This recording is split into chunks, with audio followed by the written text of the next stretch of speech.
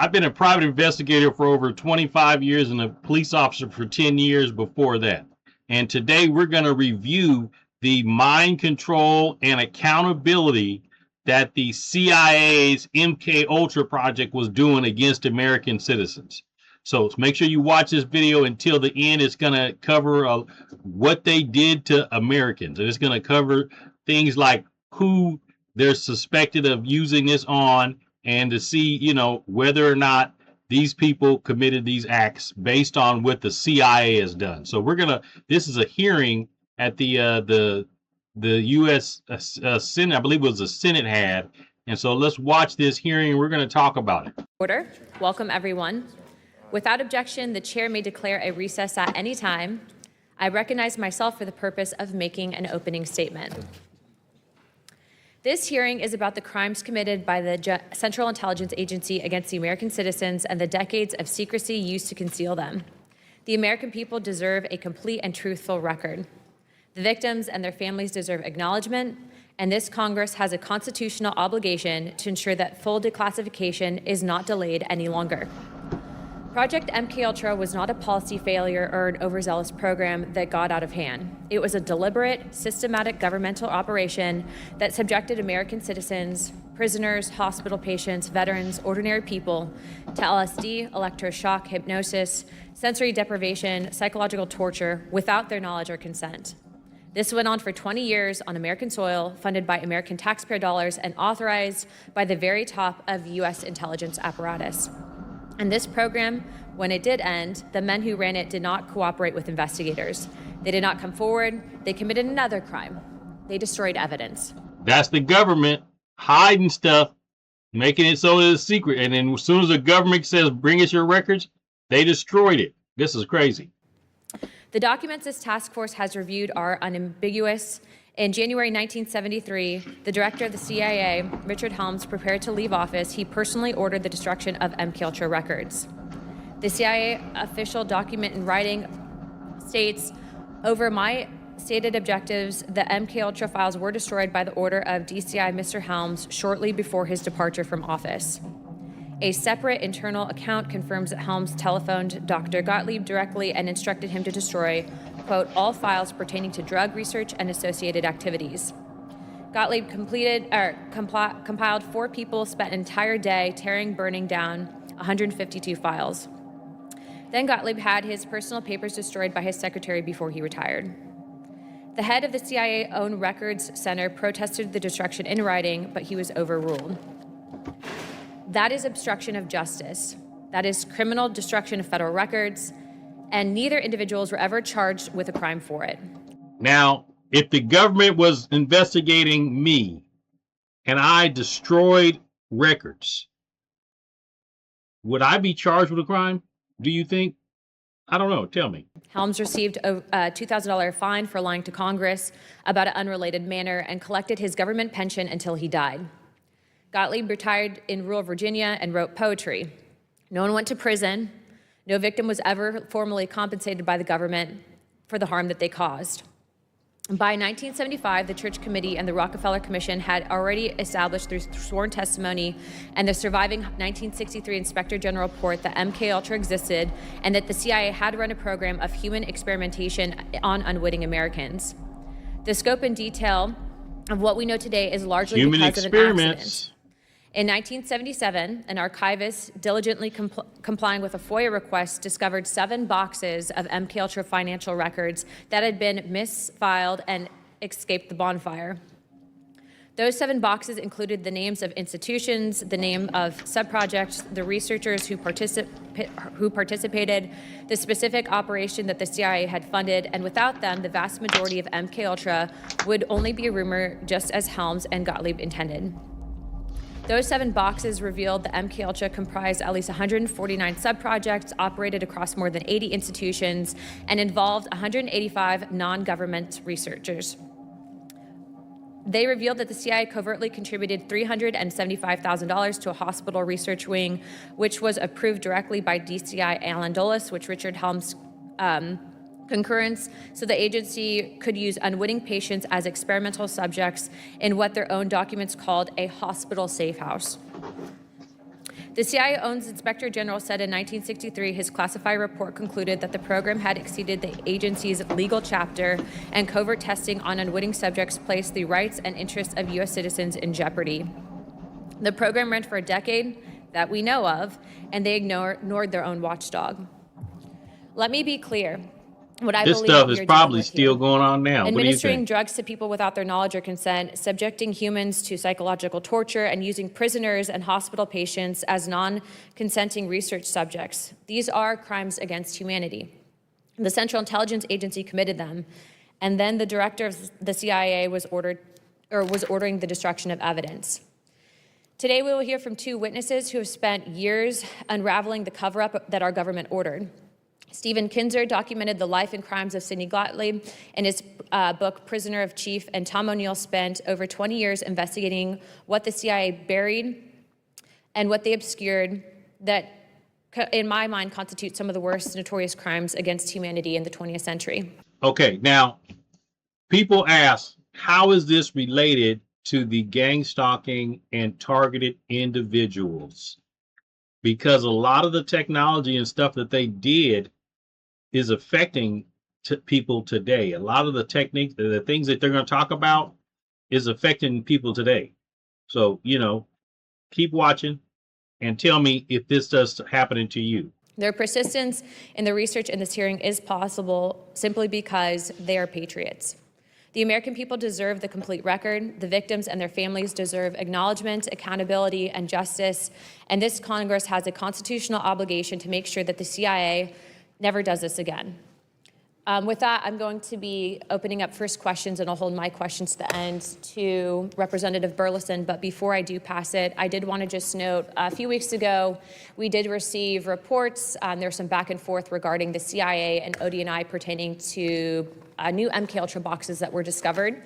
Myself and Representative Burleson did go down to Langley. We did meet with the CIA, and the CIA is currently in the process of declassifying newly found documentation, although the documents, and I feel comfortable enough to share it here, pertain specifically to a forgery program that was being housed under MKUltra. So as soon as those files are released, we will be putting out notification with your help to also comb through some of the newly released documents, but I did want to give you a quick update. Without further ado, I would like to now recognize Representative Eric Burleson for his questions. Go ahead. Without objection, Representative Perry and Representative Higgins from Pennsylvania and Louisiana is waived on to the committee for the purpose of questioning the witnesses at today's subcommittee hearing. I need the opening statement. Yeah. And I'd like to now recognize Dr. Kinzer and the witnesses for the opening statements. I have to swear them in. Yeah, you got to swear them in. Stephen Kinzer is a historian, journalist, and author of Poisoner-in-Chief, Sidney Gottlieb, and the CIA's Search for Mind Control. Tom O'Neill is an investigative journalist who authored Chaos, Charles Manson, the CIA, and the Secret History of the 60s. And Elizabeth Genexi, did I say that right, ma'am? Genexi is an independent consultant and former senior program officer at the National Institute of Health. We look forward to hearing what you have to say today on this important subject. Pursuant to Committee Rules 9G, the witnesses will please stand and raise their right hand. That's my left hand. Do you solemnly swear or affirm that the testimony that you're about to give is the truth, the whole truth, and nothing but the truth, so help you God? I do. Let the record show that the witnesses answered in the affirmative. Thank you. You may now take your seat. We appreciate you being here today. Let me remind the witnesses that we have read your opening statements, and it will appear in full in the hearing record. Please limit your oral statements to 5 minutes. However, if it does go over, we will not be gaveling you out. As a reminder, please press the button on the microphone in front of you so that it is illuminated and members can hear you.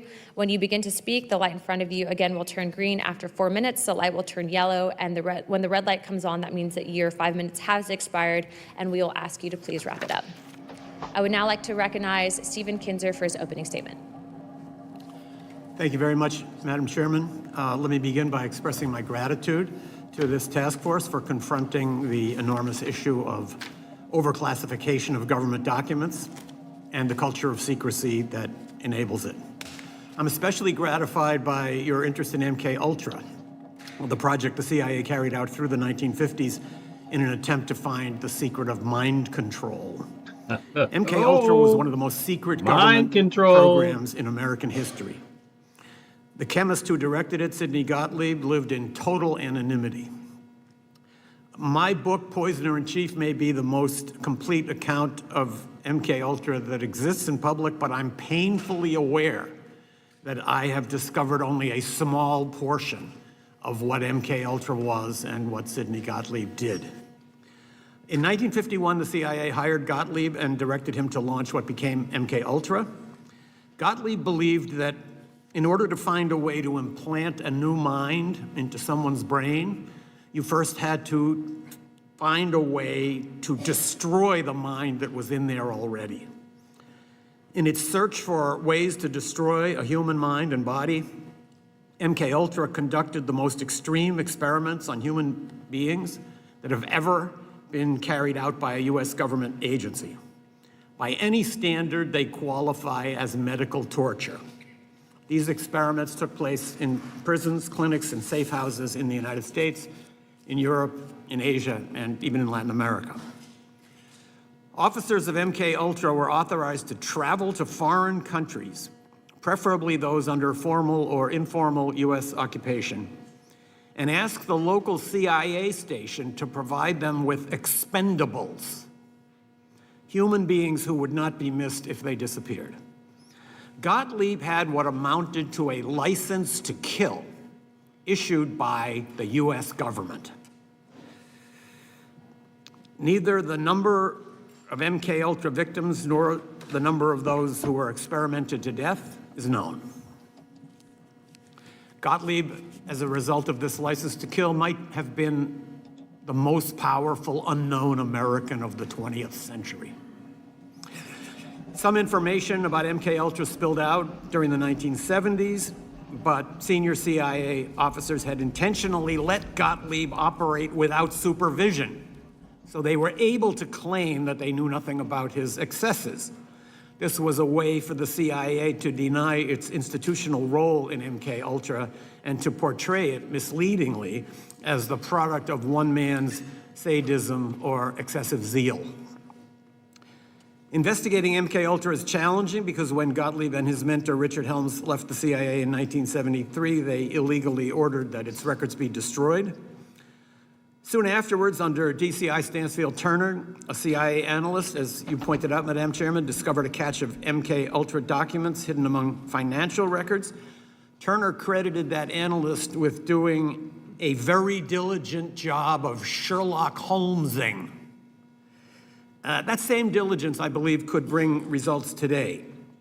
One of the great mysteries of MKUltra has to do with the death in 1953 of an MKUltra scientist, Frank Olson, who had announced his intention to quit the project. His plunge from a New York hotel room was described in the press as the suicide of an Army scientist. He was not an Army scientist. He worked for the CIA, and evidence suggests that his death may have not have been a suicide. So there could be hidden documents that could illuminate this case. I would also point out that in addition to searching for unknown documents, this committee could do a tremendous service by simply asking for the end of redactions on the documents that we now have. There are reams of documents about MKUltra that have heavy sections redacted. In the 1970s, this was justified by the argument that it had only been 20 years since these terrible things had happened and revealing details might affect national security. Now 70 years have passed. 70 that argument years. can no longer be valid. So I would urge this committee to try to fill out all the blank spaces in the documents that we have, because we know that is there. This task force could also consider trying to determine whether some new incarnation of MKUltra exists today. When the main phase of MKUltra drew to a close in the early 1960s, Sidney Gottlieb concluded that it had failed, that in fact there is no such thing as mind control. No such thing as mind control? However, he may have been right only at that time. In the many decades since then, there have been enormous advances in cyber technology in artificial intelligence, in neuroscience. Covert agencies may have access now to tools for mind control that Sidney Gottlieb could not even have imagined. It may well have been true in 1963 that mind control is a myth, but whether it's still true is uncertain. And that question of whether mind control might now be possible under our new circumstances is something that has presumably occurred to scientists who work for secret services, including our own. This task force has a chance to connect the past to the future. A renewed effort to find MKUltra documents from the 1950s and to fill out the redactions of those that have been released might shed new light on how the CIA operated during that period. It could also inform a new inquiry into whether any mind control projects are now underway inside the US security apparatus. That might help prevent the emergence of a 21st century MKUltra that could be even more destructive than the original. Thank you. Thank you very much, Dr. Kinzer. I now recognize Tom O'Neill for his opening statement. Now, do you think they're still doing it? I do.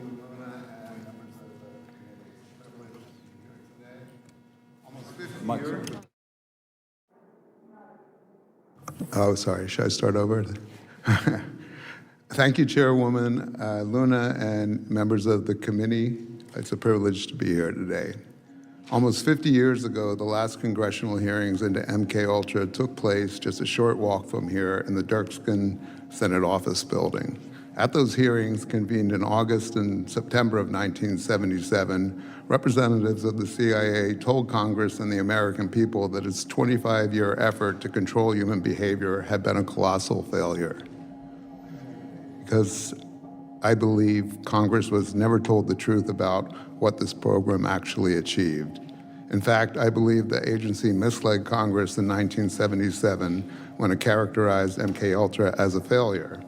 My name is Tom O'Neill, and in 1999, I accepted a magazine assignment to write a story about murders committed by a group of hippies called the Manson family. For those unfamiliar with this horrific episode of American history, in the summer of 1969, 4 young people acting on the orders of a cult leader named Charles Manson went to the home of movie director Roman Polanski and murdered everyone they found there, including his 8.5-month pregnant wife, the actress Sharon Tate. The victims were complete strangers to their killers. The following night, Manson's followers murdered another couple in the same grisly fashion.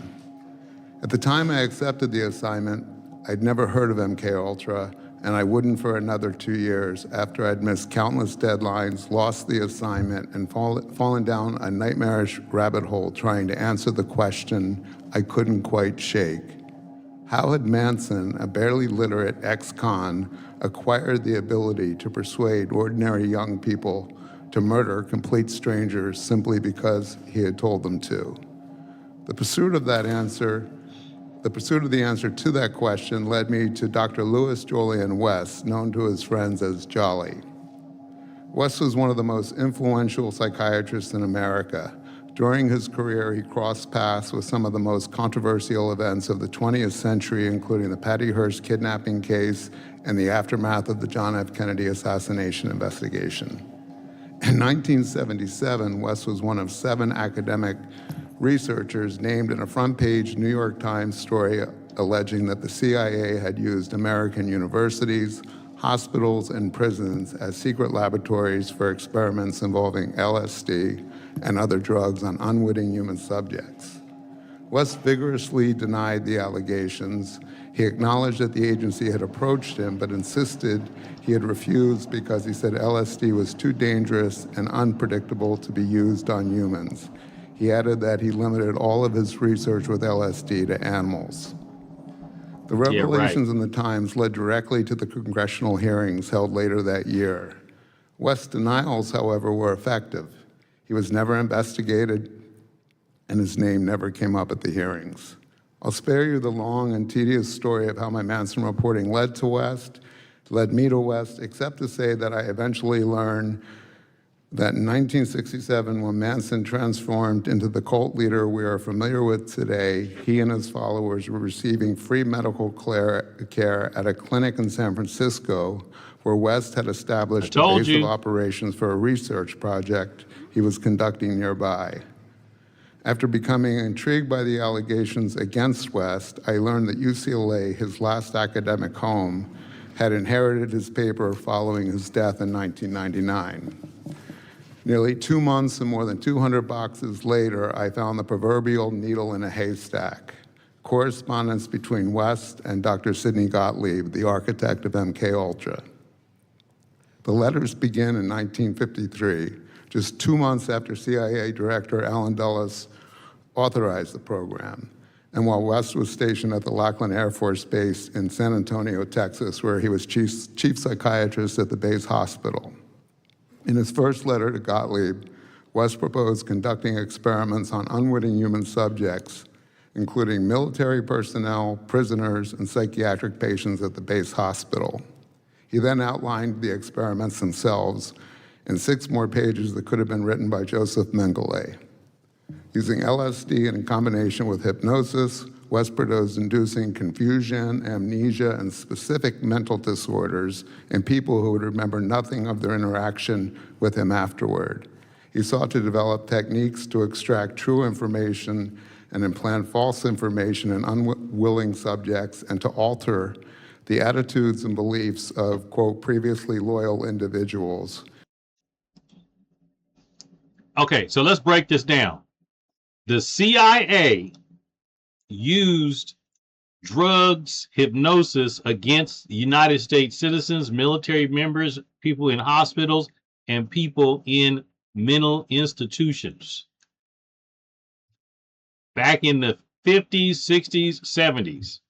And they say they disbanded this technology, that they did this technology. But what about all of these school shooters and mass shootings? The Boulder, Colorado guy where they just burned his body real quick. The kid that did Charlie Kirk. Could that be also a MKUltra subject? Just think about that, folks. In other words, to completely switch their allegiance from one group or leader to another. But it was another sentence at the end of that letter that stopped me cold. These experiments, he wrote, must eventually be put to test in practical trials in the field. Gottlieb's response could hardly have been more enthusiastic. My good friend, he wrote, I had been wondering whether your apparent rapid and comprehensive grasp of our problems could possibly be real. You have indeed developed an admirably accurate picture of exactly what we are after. West replied that there was no more vital undertaking conceivable in these times. There was another document in West's papers that had even more significant implications. It was a 14-page report that West wrote in 1956, just 3 years after he contracted with the CIA. In the report, West described administering LSD and other drugs in conjunction with hypnosis on unwitting human subjects, and then he made a remarkable claim. He announced that he had learned how to replace true memories with false memories in people without their knowledge. In other words, he clarified, it has been found to be feasible to take the memory of a definite event in the life of an individual and, through hypnotic suggestion, bring about the subsequent conscious recall to the effect that this event never actually took place, but that a different fictional event actually did occur. If West's report was accurate, this was not the failure agency officials described in 1977, quite the opposite. It was, in fact, the central ambition of the MKUltra operation, the means of gaining the ability to seize the control of a person's perceptions, memories, and ultimately their behavior. But there was still one more discovery, and this time I found it in the National Security Archives at George Washington University, the official repository of the CIA's MKUltra records, which were released to Congress after the 1977 hearings. In those holdings was a different versions of West's 1956 report. The original paper had been replaced by a 4-page summary that did not exist in West's files and appears to have been written by someone else. His claims about replacing memories were gone. In their place was a theoretical discussion of LSD in dissociative states. The version supplied to Congress concluded that the effects of LSD and similar drugs on dissociative states had, and I'm quoting, never been studied. Never been studied. In the original report, West discusses observations from his own experiments, including detailed descriptions of using LSD to, as he wrote, speed the induction of the hypnotic state and deepen the trance in subjects. Those passages have been removed in the report turned over to Congress. The discrepancy could not have been more stark. Nearly 50 years ago, another congressional committee believed it had been given the truth about MKUltra. It had not. In conclusion, I respectfully submit that these records, some newly available and others that remained outside the government's disclosure for decades, warrant a thorough re-examination of what the program accomplished, what Congress was told, and what may still remain hidden. I'm happy to provide the documents I've referenced today, and I've provided many additional details in my written testimony. Thank you, Mr. O'Neill. I now recognize Elizabeth Genexi for her opening statement. Chairman Luna and distinguished members of the committee, thank you for the opportunity to testify today. I'm a health research scientist with a master's and doctoral degrees in psychology from the George Washington University. I spent 22 years from 2003 to 2025 as a scientific program official at the National Institutes of Health, managing more than $132 million in health research grants and co-authoring 18 federal funding programs. I left the NIH in April of 2025.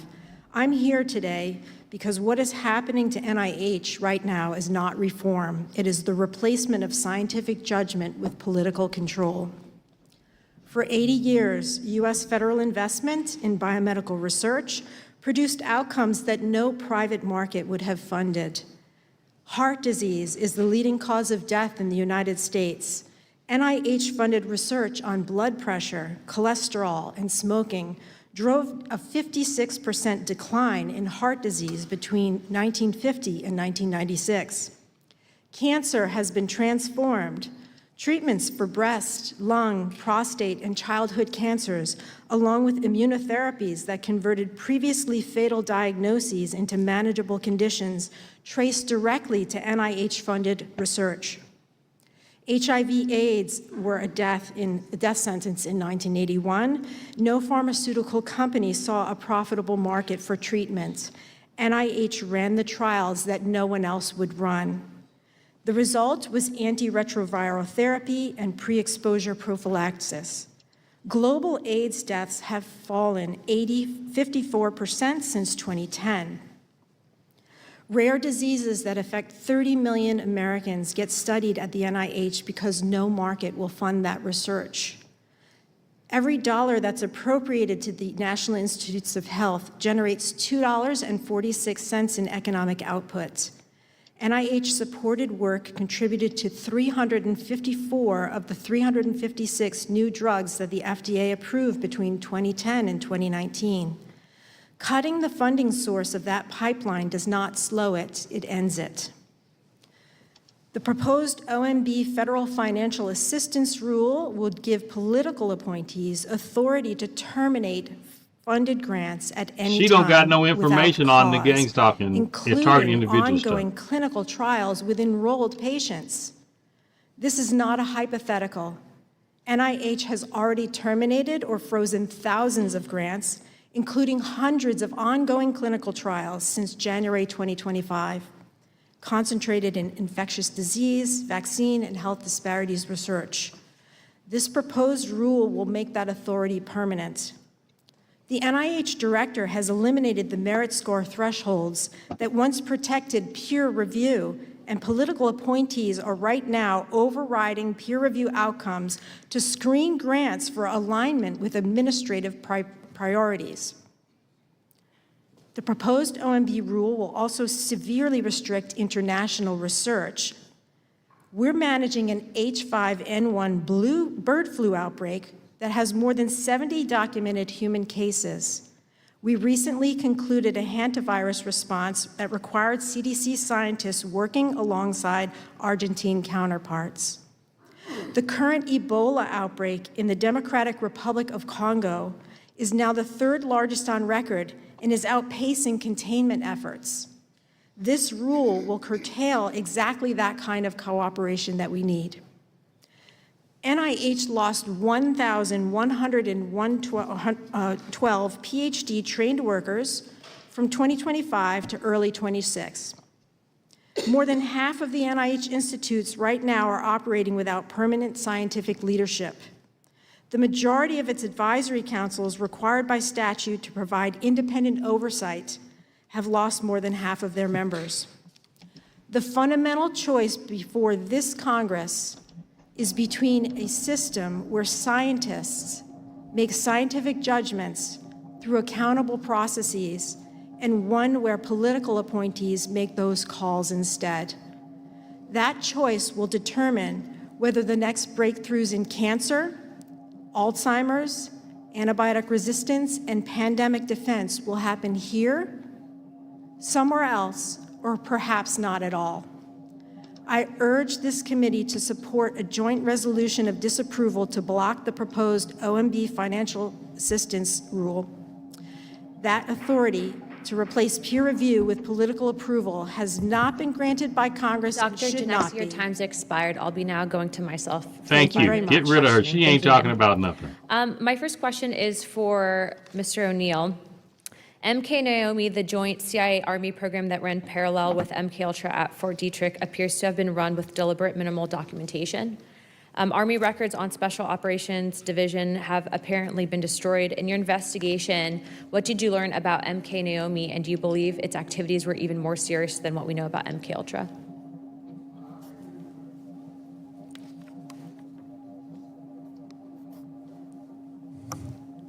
I'm sorry. I didn't learn anything about those operations. I kept my focus mostly on Dr. West and his work. I do know that the only reason I found the documents I found was because Dr. West accidentally left them in his papers, and he probably did that because he corresponded with Gottlieb under Gottlieb's assigned alias, which was Sherman Grifford, and he addressed all his mail to a post office box here under Foss Corporation. Thank So you, Mr. I'm just going to real quick go to Okay. Dr. Kinzer. Are you aware of anything that exists with MK Naomi in your research? And if you could please press the button. My understanding of MK Naomi is that it was a joint project between the military and the CIA. And there's a big difference because the MKUltra project was aimed at seizing control of the minds of individuals. The Army was interested in something different, which was trying to use biological agents in warfare against entire populations. So MK Naomi is the place where these two goals overlapped. Okay. And that was the 1953 Frank Olson death. Was that in a way tied to that from some chatter that we had seen in? Exactly what the motivation was behind the decision about Frank Olson, if there was such a decision, is unknown.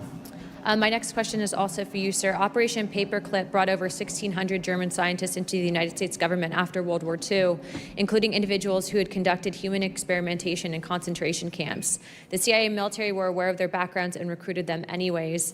In your research, did you find direct documentation between Paperclip scientists and the development of MKUltra's experimental protocols, specifically the use of mescaline, hypnosis, and sensory deprivation, which were techniques also documented at Dachau? Absolutely.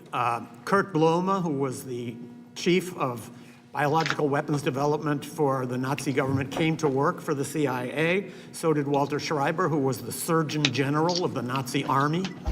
I can just tell a brief story. When I was researching my book, I found what I think might be the first secret CIA prison or black site. It's a nice chalet in Germany. And the guy who now owns it took me into the basement. He said these were the cells where the MKUltra officers, working side by side with Nazis, carried out those gruesome experiments, which were actually just continuations of the experiments that those Nazis had been conducting just a few years earlier right down the road. Just for timeline and clarification, these experiments were happening after the Nuremberg trials, correct? So the CIA would have known that these were crimes against humanity. I looked for an episode in which the Nuremberg doctrines were posted on the wall in some MKUltra or CIA office, and I was never able to find any indication that those Nuremberg principles ever were even consulted, much less obeyed. Thank you. My next question would be for either witness to comment, Dr. Kinzer or Mr. O'Neill. Both witnesses have written about the psychiatrist Louis Jolly West. Sidney Gottlieb, who ran MKUltra program for the CIA, hired West as a contractor to conduct research for subproject 43, combining hypnotism, drugs, and sensory deprivation to create dissociative states, in which, to quote Mr. Kinzer in his book Poisoner in Chief, the human mind could be pulled away from its moorings. Following the assassination of President John F. Kennedy, West psychiatrically examined Jack Ruby, then in prison for murdering the president accused of the assassination, Lee Harvey Oswald, the assassin accused of murdering President Kennedy, Lee Harvey Oswald. A report emerged from West's examination said that Ruby had suffered an acute psychotic break.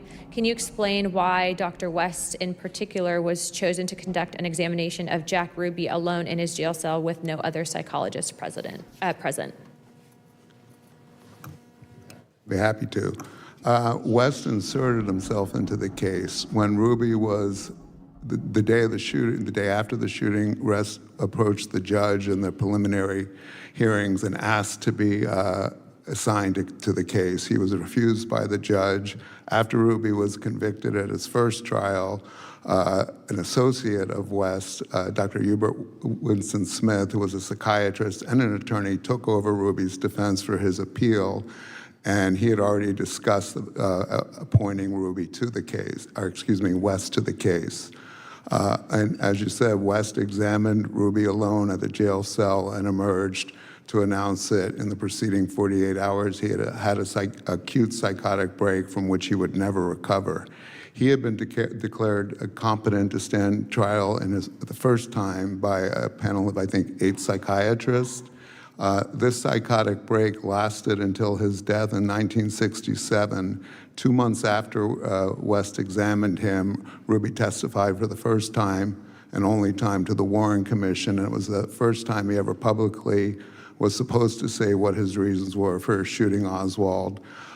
The testimony had to be halted because he was babbling incoherently, and as Arlen Specter, who was a counsel to the commission, wrote in his memoirs, he pulled him aside and said that they were cutting off the arms and legs of children in Albuquerque and El Paso, and he said he was making no sense whatsoever. West, in his letters to Gottlieb from 1953, discussed experiments where he would induce specific mental disorders in people without their awareness. A year before the Kennedy assassination, he publicly spoke in Oklahoma City and talked about his LSD experiments inducing psychiatric breaks and psychosis in people with the use of LSD, which of course later contradicted what he told the New York Times when he said he never used LSD in animal experimentation. What an interesting connection. I'm out of time, but I'll be now recognizing Mr. Burleson from Missouri for 5 minutes.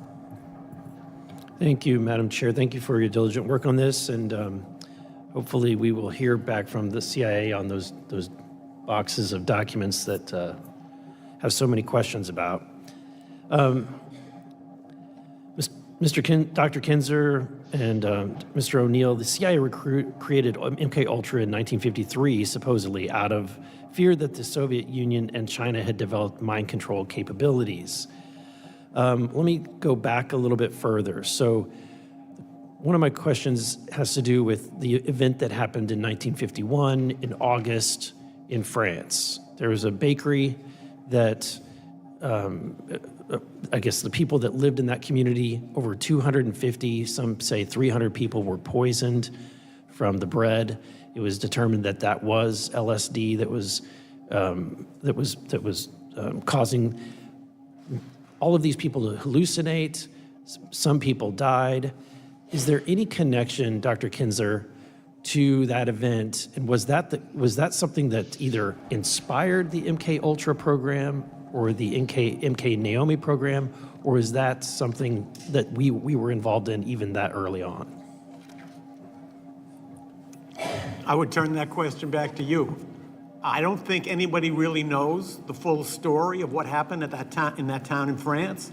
That the United States could have been involved, that this could have been part of what was then called Operation Artichoke, the predecessor for MKUltra, seems to me not beyond the realm of possibility.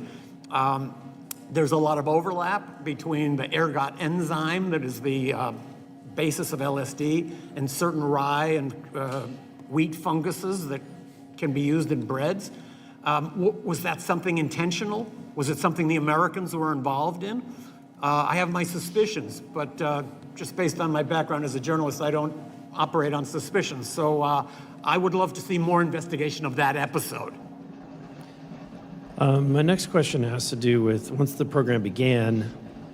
I think one of the most shocking things that we've determined is the Operation Midnight Climax that occurred in the early 1950s, 60s, where the CIA had safe houses. And there was, I say, Dr. Kinzer, I mean, this is extremely disturbing behavior that was happening, where you had American citizens who were being lured into these brothels and then dosed with an hallucinogenic and then filmed during their sex acts.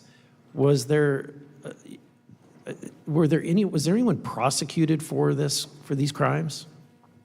No, there have been no prosecutions for any crime related to MKUltra, as far as I know.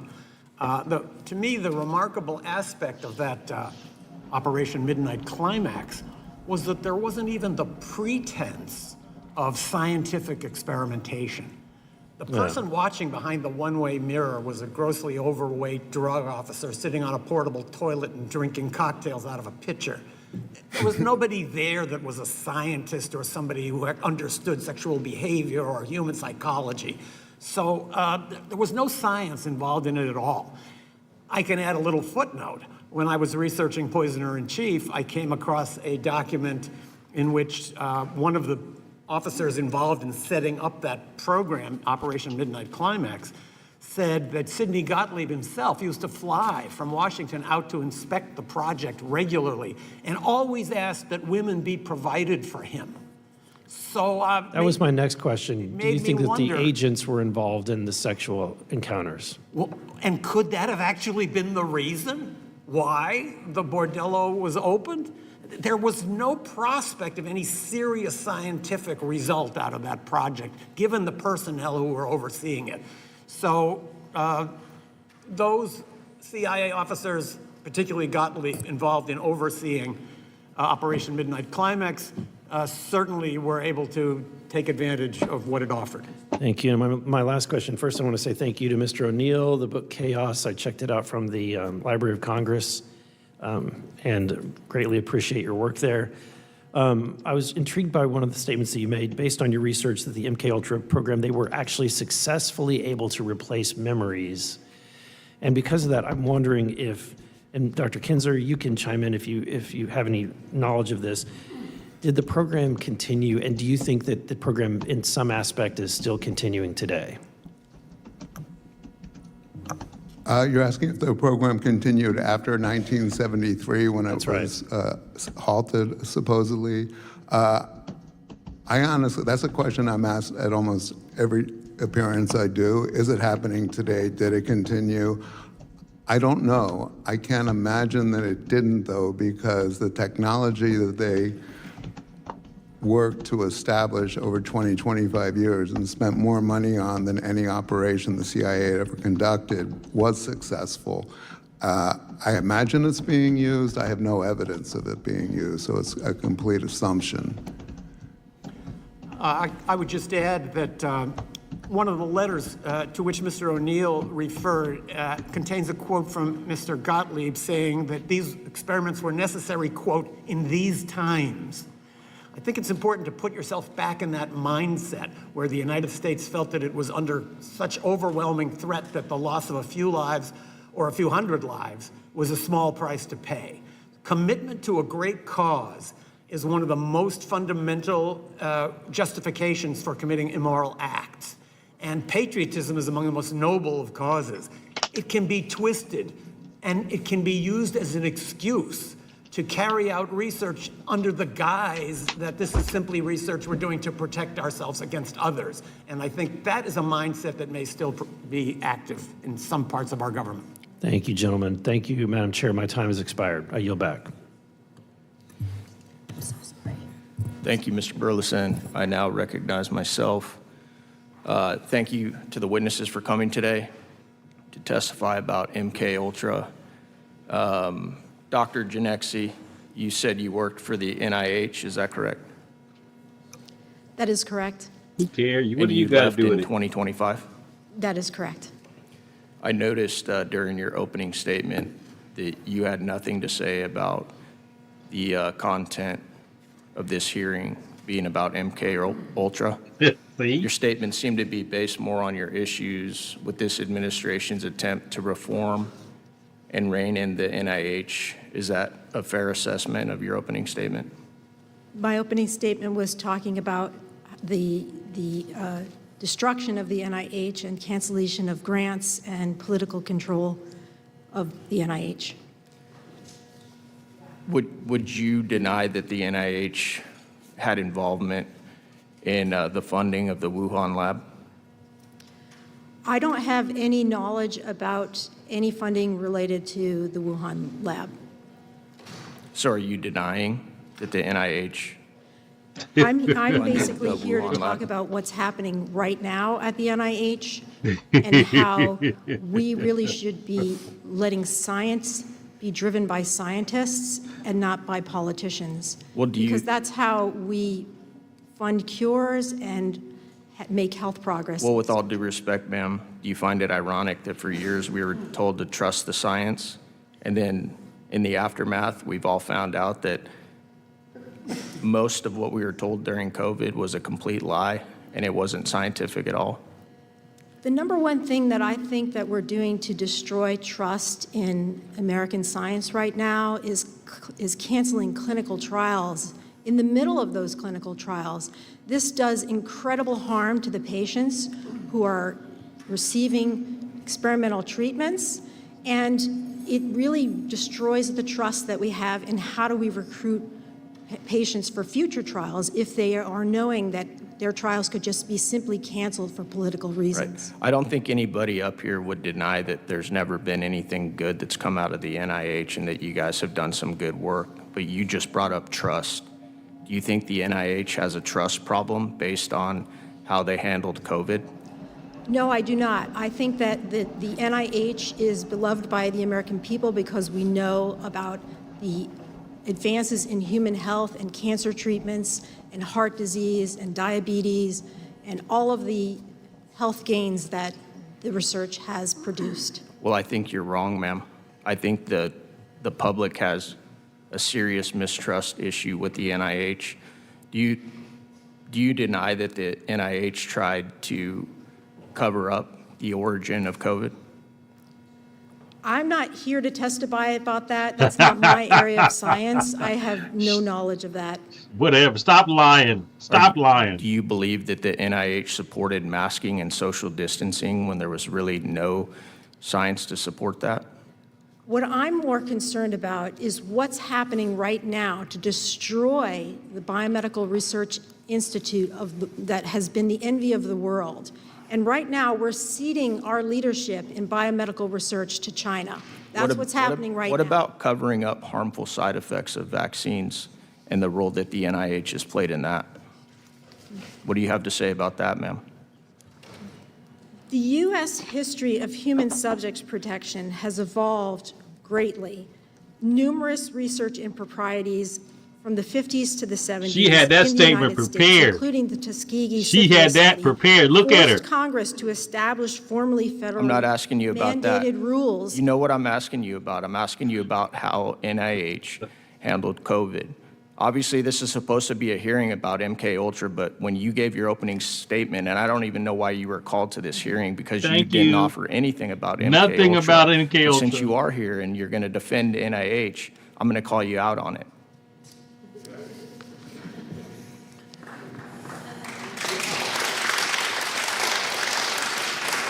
Do you see now what I'm talking about when you say that the NIH doesn't have integrity problems and trust issues? Did you hear the applause in this room? That should tell you right now that you're pretty tone deaf to what the public thinks about how the NIH handled COVID and the cover-up, not only the funding of it, but the cover-up involved in the aftermath. Can you acknowledge that? I'm sorry, that's not my understanding. One person. Thank you. I want to acknowledge Ms. Boebert for the next round of questioning. Thank you, Mr. Chairman, and thank you to two of our witnesses who are here to actually talk on our subject here today. Mr. Kinzer, in your book, Poisoner in Chief, you describe how Project MKUltra was authorized by CIA Director Alan Dulles in April of 1953 as an umbrella program for research into the covert use of biological and chemical materials for mind control and interrogation. What specific geopolitical and intelligence concerns, particularly regarding alleged Soviet and Chinese, quote, brainwashing and Korean War prisoners, drove this authorization? And how did Cindy Gottlieb's unique background and personality and worldwide view shape the program's direction and methods and ethical boundaries? Let me start by answering your second question about Gottlieb. He was a very different person from all of the other senior CIA officers of that era. Most of them came from silver spoon backgrounds. They went to the same prep schools and the same Ivy League colleges and belonged to the same yacht clubs and worked for the same law firms and international banks. Sidney Gottlieb was the son of Orthodox Jewish refugees from Central Europe. He had a limp. He had a stutter. He went to Hebrew school. He was so different from all of the other officers. And upon reflection, I think this may not have been an accident. I think that people at the CIA understood that whoever had this job was going to be doing some awful, terrible things that would be very bloody, that they might become known, and it might be necessary to blame it all on somebody. And they didn't want to have to blame it all on one of their own. So Gottlieb actually became the person on whom everything was blamed. In fact, when he testified in secret here in Congress in the 1970s, he complained that there were documents on which various signatures had been redacted, but his alone had remained. So this, again, is a way of diverting attention away from the institutional responsibility of the CIA and trying to blame it on one crazy person. As for the international situation at the time, I think it's very important to understand this because there is a sort of a parallel to today. The CIA misinterpreted several key incidents in the world, including those to which you referred, the trial of the Cardinal Mindszenty, and then in Hungary, and then the return of Korean War prisoners. Neither of those episodes really had to do with mind control, but in the CIA, they were interpreted that way. And this gave the CIA a reason to pretend that its research was purely defensive. So I think when you consider the world situation and the sense in Washington that we're surrounded by enemies, that becomes a very dangerous environment. Conspiracy theories stem from the growth of the covert sphere. There's a great contradiction in American life that we pretend to uphold certain principles at home and abroad, but it's evident to many Americans that we actually operate in opposition to those principles. And we operate by secret and anti-democratic means. That contributes to suspicion of government. And the very existence of MKUltra proves that some of the wildest fantasies about secret government research are actually close to reality. That makes the paranoid mindset seem ever more rational. Thank you. And I'm going to have to cut off several of my questions now, but that was very intriguing, so I wanted you to continue. MKUltra ultimately encompassed at least 149 sub-projects involving more than 80 institutions, universities, hospitals, prisons, pharmaceutical companies, often funded through cutout foundations to conceal CIA sponsorship. Can you detail how these funding and operational security mechanisms worked in practice? And then just another subset, if I don't get back to asking a question, did the CIA or government or any of these entities ever say that what they were doing with MKUltra and mind control were productive or for the betterment of humanity? Did they ever make those claims? Thank you. As for your second question, I'm not aware, other than in private communications, that the CIA ever claimed that it had made great advances under MKUltra, because it largely denied that MKUltra ever existed. As for the foundations, yeah, these are, Sidney Gottlieb created a couple of bogus foundations. They're called cutouts in CIA slang. And these are foundations that appear to be independent, but actually are fully funded and controlled by the CIA. It was those foundations that approached hospitals and clinics and asked them to become involved in research, particularly into LSD. So many of the institutions where these experiments took place did not even realize that those foundations were actually covers for the CIA. Thank you very much. And Madam Chair, I yield. Thank you. I now recognize Representative Mace from South Carolina for 5 minutes. Thank you so much. Dr. Janexi, you work with the NIH, correct? No, Talking I to her. am no longer affiliated with the NIH. When did you leave the NIH? April of last year.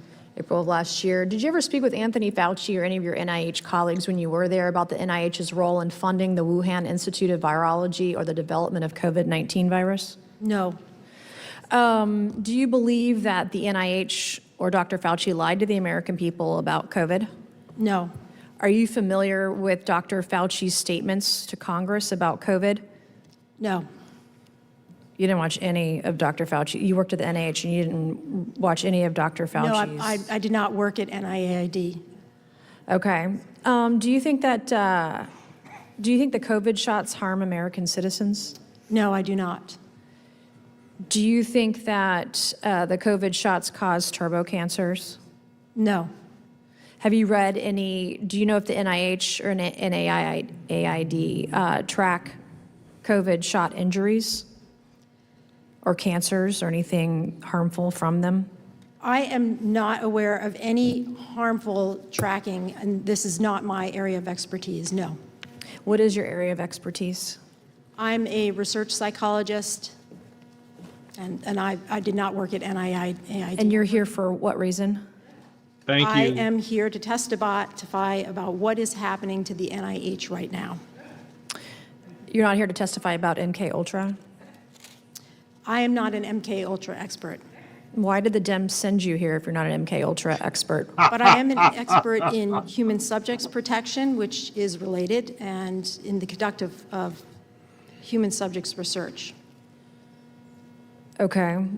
But you don't know anything about MKUltra, which is the purpose of this hearing. All right, so I have a couple questions for our witnesses who are here to talk about MKUltra, and thank you, gentlemen, Dr. Kinzer and Mr. O'Neill. What are some of the worst abuses that you're aware of in the MKUltra program?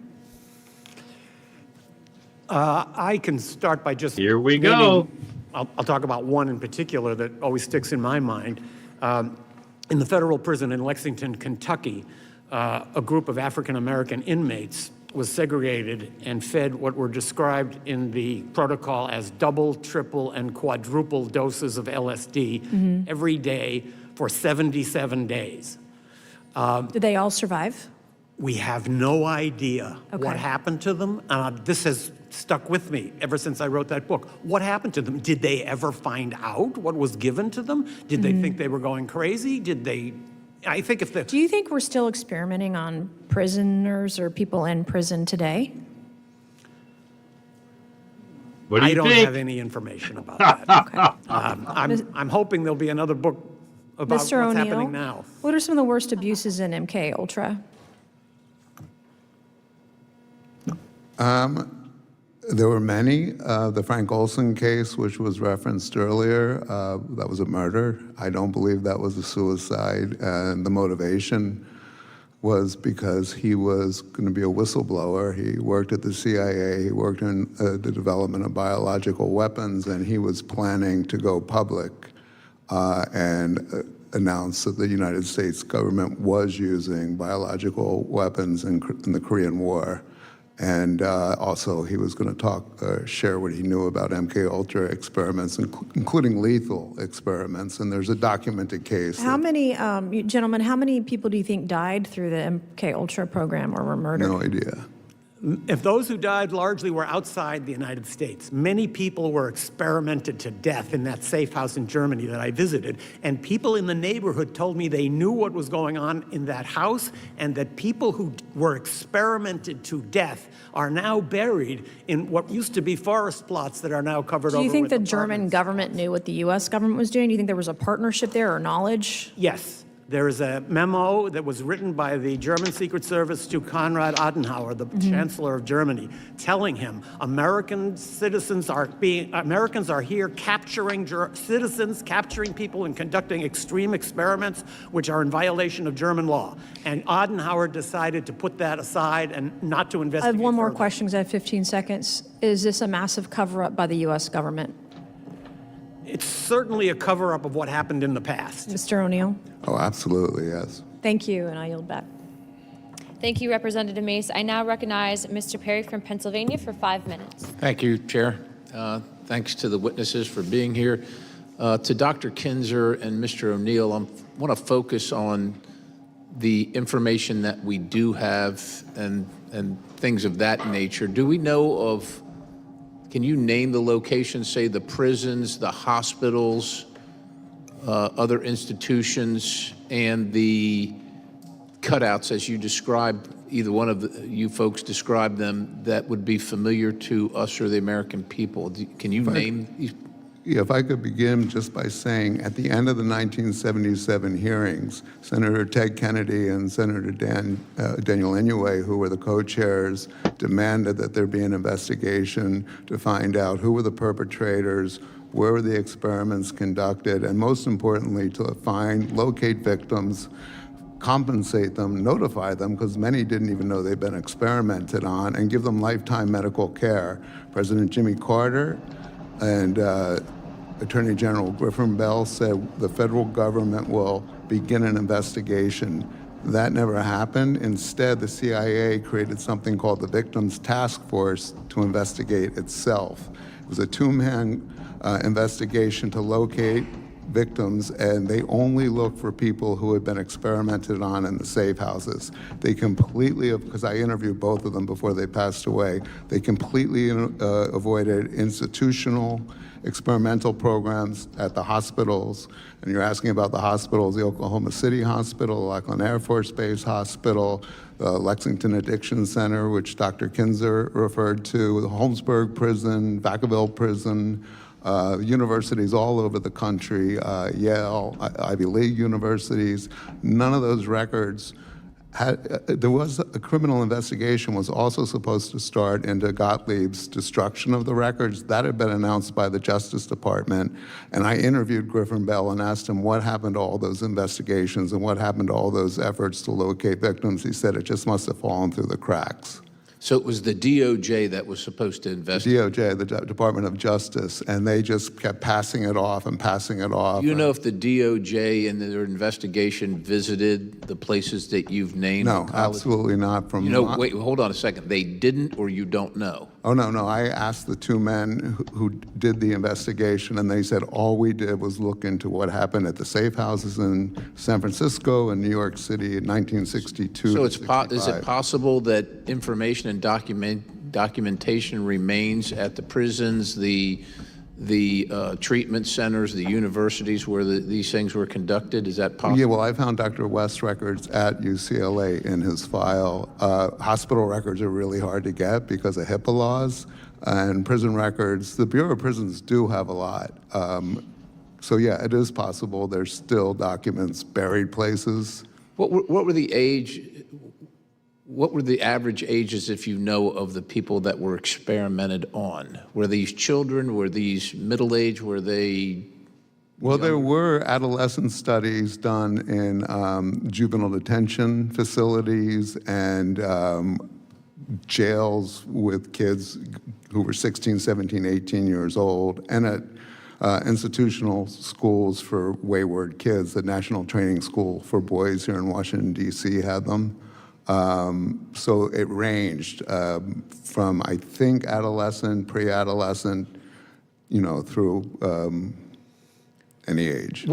If you could describe, either one of you, the number of potential victims, if you could hazard a guess. Is this There were hundreds? 149 programs that we know of that were subcontracted outside of. 149 separate programs. So yeah, outside, and that's what we know of. Again, everything we know of is minuscule compared to what was really going on.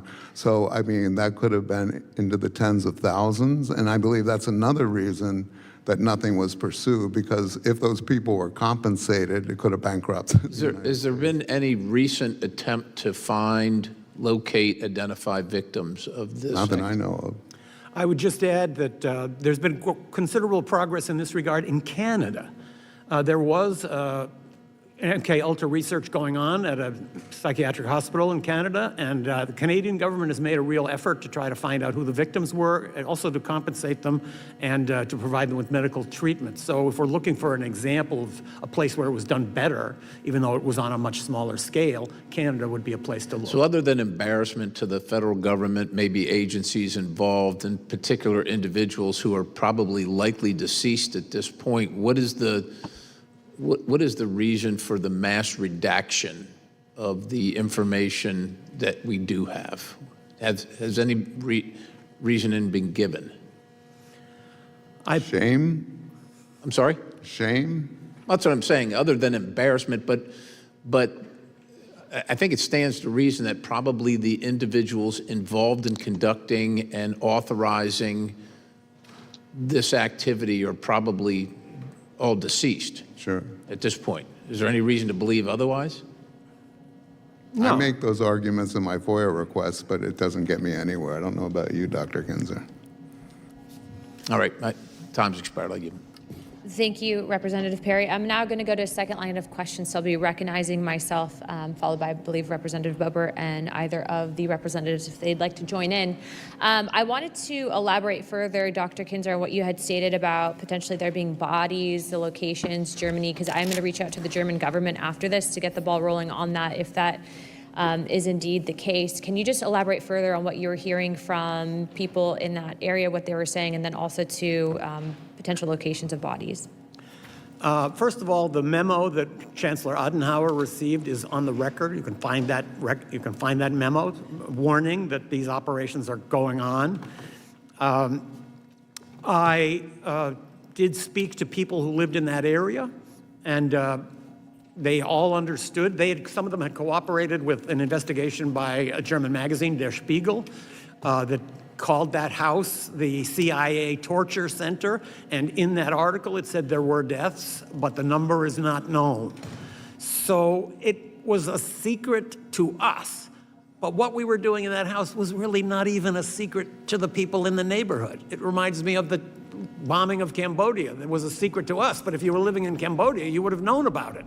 So I think there is fruitful ground for research looking into what happened in Germany and seeing what can be found out about these hugely destructive and devastating projects that were essentially systematic torture going on in this house and who knows how many others. Just to confirm, too, when you found the initial transcript with the Chancellor or correspondence, was there a response from the U.S. government to the Germans? No.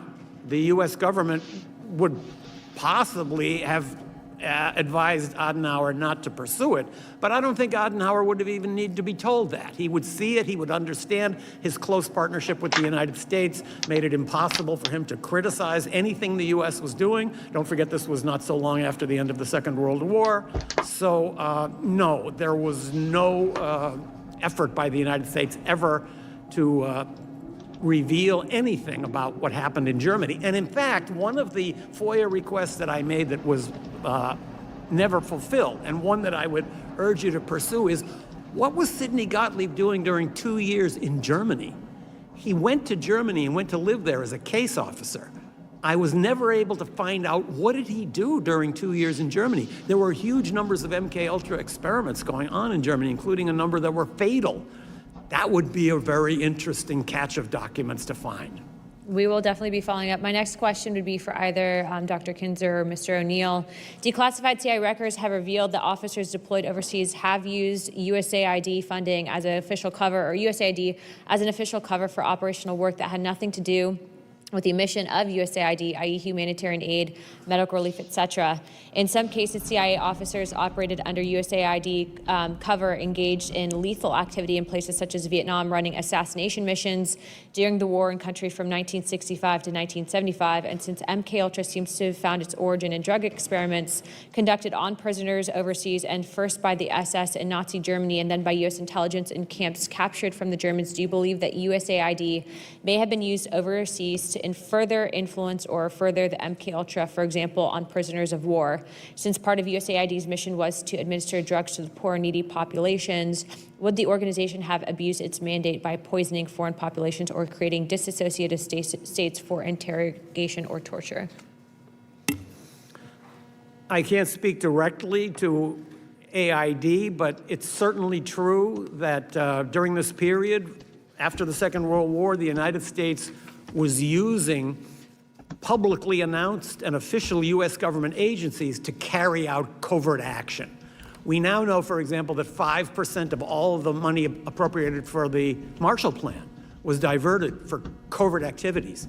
A number of U.S. agencies were used as cover by covert operatives, and that AID could have been one of them sounds very likely to me.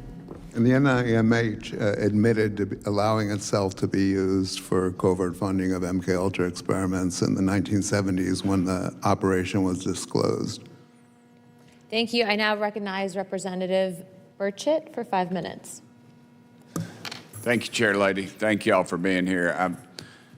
I remembered when all the talk about MKUltra broke, and then they were talking about lawsuits, and there were lawsuits, and the CIA and the federal government said that this didn't exist, and then they came back and said, well, it does exist, and then, but we're not doing it anymore.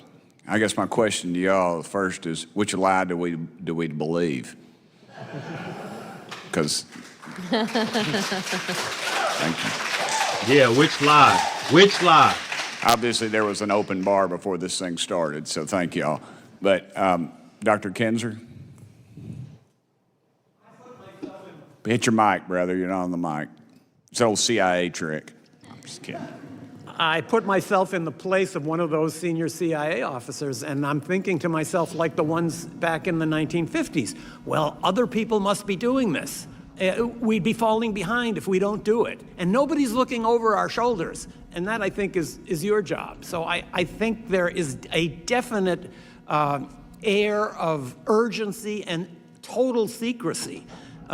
If any current research is going on, and if it's conducted in any comparable level of secrecy to the original MKUltra, it's very deeply secret. But one thing you said, though, it's going to be hard for Congress to act when they're so dadgum compromised. Let's just be honest. I mean, y'all are in the business of twisting ears and telling us things that we've done, and that sways a lot of people up here. Somebody doesn't want to wreck a marriage or their business or lose this glamorous job that we have. And so I suspect that has a lot of play into it. Sorry to interrupt you. I apologize. All I mean to say is that I think if there are such projects going on inside the U.S. government, there might be a sense that we can do this without any hostile supervision. What are the possibilities that what we've learned in MKUltra, now that it has advanced so much to algorithms and the computer and getting to loners, that some of these loners could, through this just mass propagation of whatever you're doing could cause someone to maybe take a shot at a president.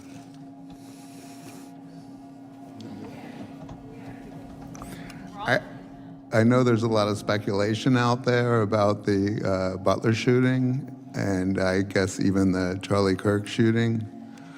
I just hate to speculate because I don't know. I have no firsthand knowledge whether those guys were programmed through radio waves or through their computer activity. So I would never hazard a guess, except to say what I've already said, that they developed means that we've never been told about many, many years ago, and I imagine they've evolved to be much more effective now. So Let me anything's interrupt you one possible. more time, and I apologize again.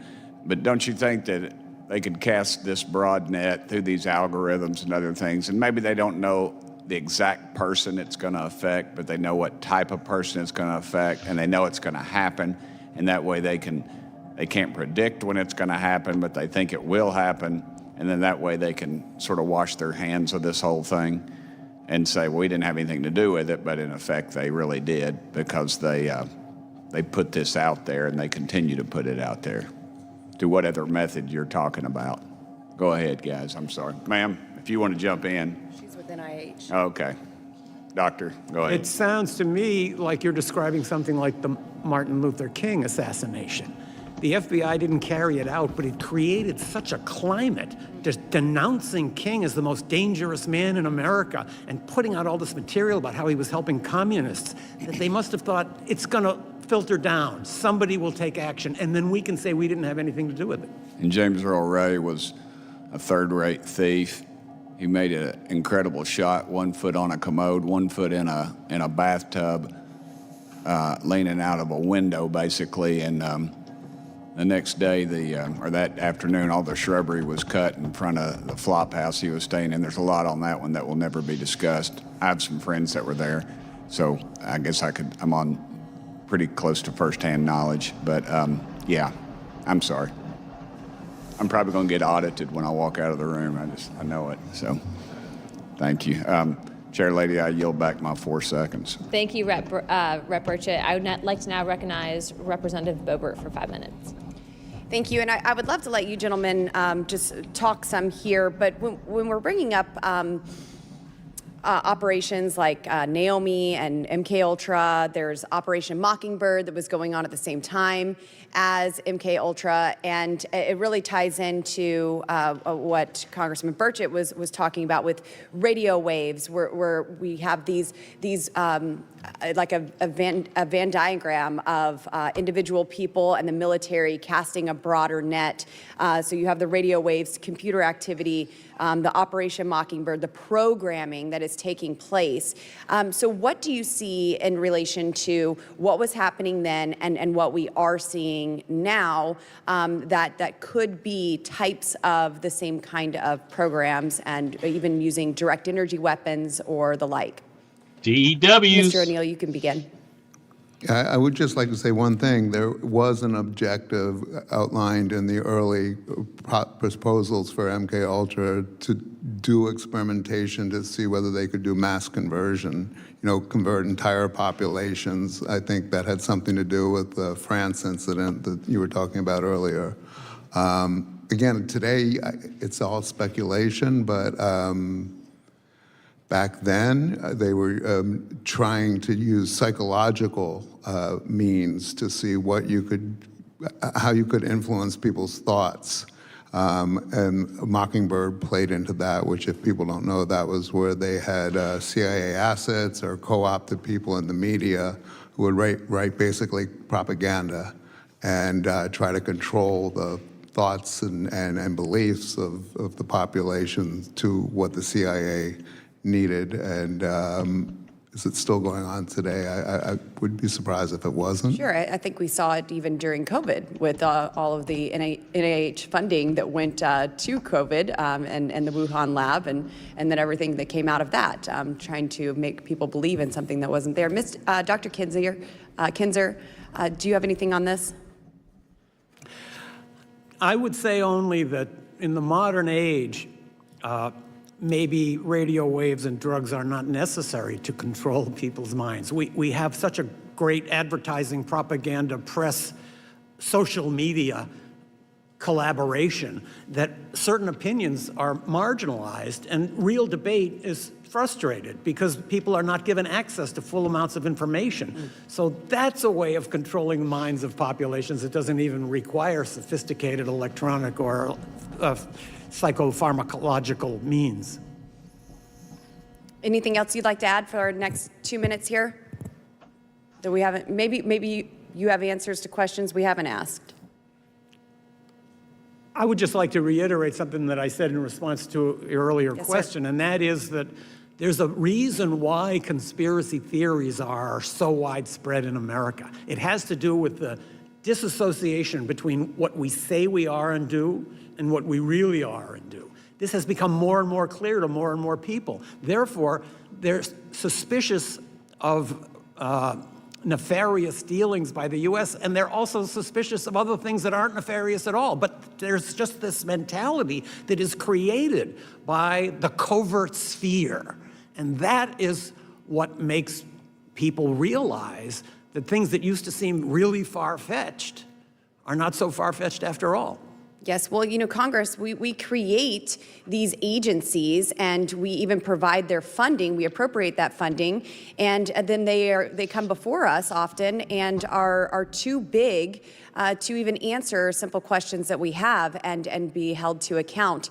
So it does cause for a lot of deceit, a lot of doubt in the American people, and certainly within us as members of Congress when these agencies refuse to answer to us, the branch of government that actually creates them and provides their funding. And then, of course, the American taxpayer, whose money is being stolen to fund all of their programs and agencies. So I think that would be another reason how these conspiracy theories grow, because government has grown so big it won't answer to the people. Maybe they just think the people are too dumb to understand, but certainly we want to get answers to the people. And I appreciate you gentlemen for being here today. Madam Chair, I yield. Thank you, Representative Boebert. Representative Burleson, do you have any further questions? Okay, I now recognize Representative Burleson for 5 minutes.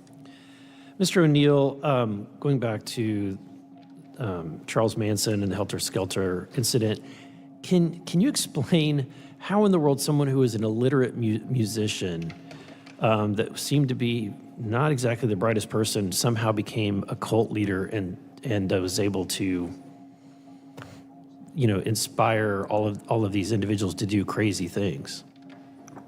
Unfortunately, I spent 20 years trying to find out how that happened, and what I was able to prove was that from the moment Manson was released from federal prison in 1967, he violated his parole, went to the Bay Area without permission, and was immediately put under the supervision of a federal parole officer who basically gave him leniency as he gathered his group of followers, gave them drugs, dominated them, turned them into more or less subservient robots who would do anything he said. All that happened under the watchful eye of a parole officer named Roger Smith, who was also doing drug research at the same clinic that Jolly West had set up his operation to recruit subjects. All the way until 1969, when Manson finally ordered the murders that he was later convicted of, he had been arrested repeatedly for escalating crimes, beginning with petty thievery, stealing cars, and then rape, attempted murder, drug possession. Each time, not only wasn't he prosecuted, his parole wasn't violated. So the federal government, in some capacity, enabled him to do what he did and flourish until these crimes happened. And in my book, I make a case, and it's a theoretical case, that it was part of an operation called Chaos, also with the CIA, that we haven't talked about today because it really doesn't have anything to do with drug research, but it was created to neutralize what the government believed was a revolution that was happening in America in the 60s, beginning with the anti-war movement and then the black militancy movement and the Panthers So it's kind of a big stew of a cauldron of possibilities that Manson emerged from all that when I don't think he should have. Yeah, it's fascinating that you have an individual, Jolly West, who was working with this parole officer. You think the parole officer was making the connection so that the drugs were then flowing through? Well, the parole officer was at the same time he was supervising Manson's parole, running a research project called the Amphetamine Research Project out of that clinic, and that was studying amphetamines and violence and drugs and group behavior and gangs in the Bay Area. Again, I hate to speculate. I know it sounds like a cop-out, but when you see the tentacles that cross paths with Manson when he got to Los Angeles as well, I believe that he was he was manipulated and at the very least given freedom to do what he did while he was being observed. And then the same individual, Jolly West, ends up in Oklahoma, correct? So that's where he operating out of Oklahoma during this time with Mr. When he Manson? contracted with the CIA, he was at Lackland Air Force Base. He was the chief psychiatrist at the hospital, so he began his experiments there. A year after the letter that I quoted in my statement where he was describing what he wanted to do, a year later on July 3rd, 1954, a 3-year-old girl was abducted and found later in a gravel pit, murdered, and next to a car that had been abandoned. And the search party that found the little girl's body was approached by a man who was an airman at the base, and he asked them where he was and how he had gotten there. He was arrested for the murder and described by the military officers who had him in custody as being in a trance or daze. He didn't have any drugs in his system. He didn't recognize his wife when she was brought to see him. And at his trial, where Jolly West was his advising psychiatrist who examined him, Of course. it emerged that he had actually been being treated at the hospital at Lackland in an experimental program to cure his chronic, debilitating migraine headaches, and he was executed 4 years later. And then years later, he ends up volunteering to handle the Jack Ruby. West does, yeah. Right. Thank you. Thank you, Madam Chair. So just before we wrap up, is it in your expert opinion that Jack Ruby and Manson were assets of the intelligence agency specifically pertaining to MKUltra? Were they MKUltra victims? Yeah, theoretically, Manson, I've never been able to prove absolutely. Jack Ruby, I believe, this is something else. The Warren Commission investigation, on the Warren Commission was Alan Dulles, the former CIA director, who authorized and ran MKUltra until he was fired by President Kennedy. The liaison to the committee for the CIA, who handled the information coming from the CIA back and forth to the Warren Commission, was Richard Helms, who was a direct supervisor of Jolly West. They knew who West was. They knew that what West was capable of and what they had paid him to do and what he had reported to them that he could do, including inducing mental disorders in people. That was never disclosed to the commission as far as anyone knows. So I believe that West was put in there to keep Jack Ruby from telling his story. Wow. In closing, I just want to thank you all for being here today, and we will be following up, Dr. Kinzer, on your request to fully redact. I'll be following personally with the director of the CIA, the MKUltra files that we do have.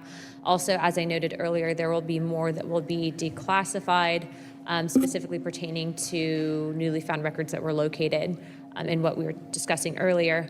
I did also want to just state that, for the record, in regards to what statements were made earlier regarding the German government, we will also be following up on that.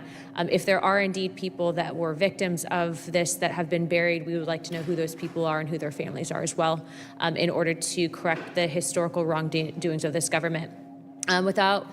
further ado, I would like to state that all members have 5 legislative days within to submit materials and additional written questions for the witnesses that will be then forwarded to them. If there are no further business without objection, the task force stands. Okay, folks, that was the hearing on the truth about the CIA's MKUltra program.